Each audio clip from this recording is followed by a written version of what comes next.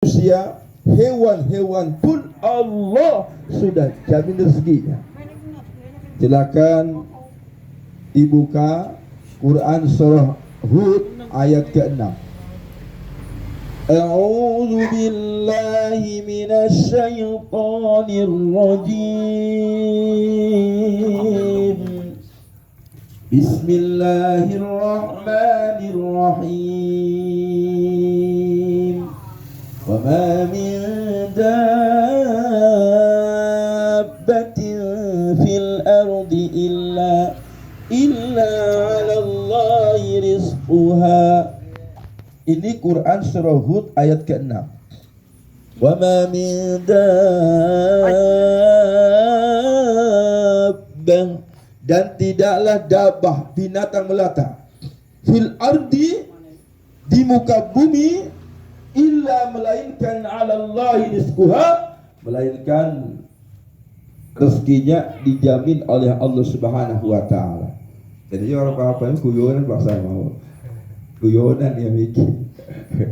Jadi berhormati, Allah Subhanahu wa taala sudah menjamin rezeki semua makhluk yang bernyawa. Apalagi manusia, binatang saja dijamin rezekinya. Dan ini merupakan adalah level pertama. Level pertama adalah rezeki yang dijamin. Lihat misalnya cacing. Cacing itu dijamin rezekinya. Apalagi cacing yang dipiara, apalagi cacing yang dibudidaya, yang memang dikasih pakan oleh orang yang merawatnya, oleh orang yang melihara. Cacing-cacing yang tidak dipelihara saja, itu di tanah Allah kasih rezekinya, bapak-bapak. Lihat cecak. Cecak itu sesuatu yang ghairu ma'kul, yang tidak masuk akal.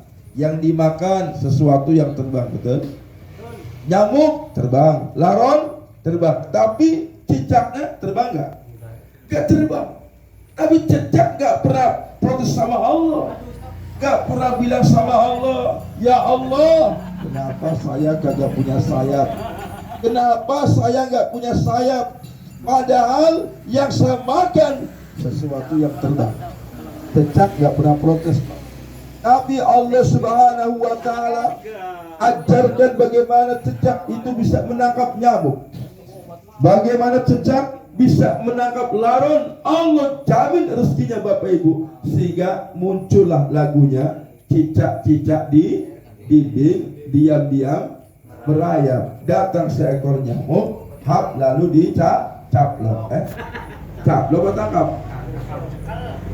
Kalau tangkap pakai tangan, pakai mulut dicaplok.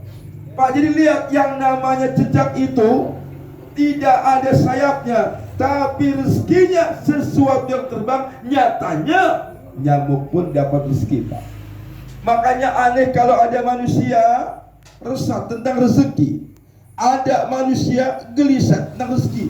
Rezeki itu dijamin oleh Allah, bapak-bapak. Aneh kalau ada orang bilang gini, Ustadz, dengar-dengar katanya mau ada PPKM. Terus bagaimana Ustadz nanti nasib anak saya? Bagaimana dagang saya? Bagaimana rezeki saya? Ini aneh, Bapak Ibu. Kenapa? Sebab Bapak Ibu, yang namanya rezeki itu udah dijamin. Pak, betul kata Utsman bin Affan, sahabat Nabi, di dalam kitab Nasaihul Ibad, Utsman bin Affan berkata, hammud dunya zulmatun fil qalbi, wa hammul akhirah nurun fil qalbi.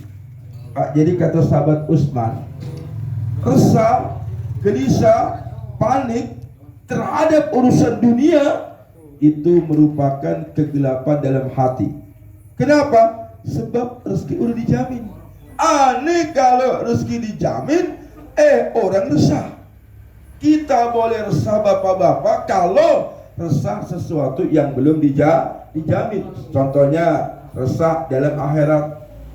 Sehingga kata Utsman bin Affan, wa hammul akhirah, adapun resah, gelisah, panik, khawatir terhadap urusan akhirat, Bapak Ibu, itu namanya nurun fil qalbi, cahaya dalam hati. Sebab kalau bapak-bapak resah tentang akhirat itu bagus. Misalnya, ya Allah, bagaimana nanti nasibku di akhirat ya Allah, bagaimana nanti keadaanku nanti di akhirat ya Allah. Itu bagus Pak, sehingga apa? Dia memperbaiki ibadahnya. Tapi kalau rasanya tentang dunia, ini tanda gelap hati. Contoh, misalnya bapak-bapak resah tentang anak. Ya Allah, bagaimana keadaan anakku ya Allah, kalau PPKM-nya diperpanjang. Ya Allah, gimana nasib anak-anakku nanti ya Allah. Ini gak perlu Pak, kenapa? Karena Allah udah jamin. Tapi kalau bapak-bapak resah tentang anak Pak, yang terkait dengan akhirat, bagus. Contoh, ya Allah, bagaimana nanti nasib anak-anakku di akhirat ya Allah. Sementara Engkau Maha tahu ya Allah. Anak-anakku ya Allah, bangun tidur HP, mau tidur HP. Rupanya ya Allah, anakku lebih cinta HP timbang Al-Quran ya Allah. Anakku lebih cinta HP timbang salat ya Allah.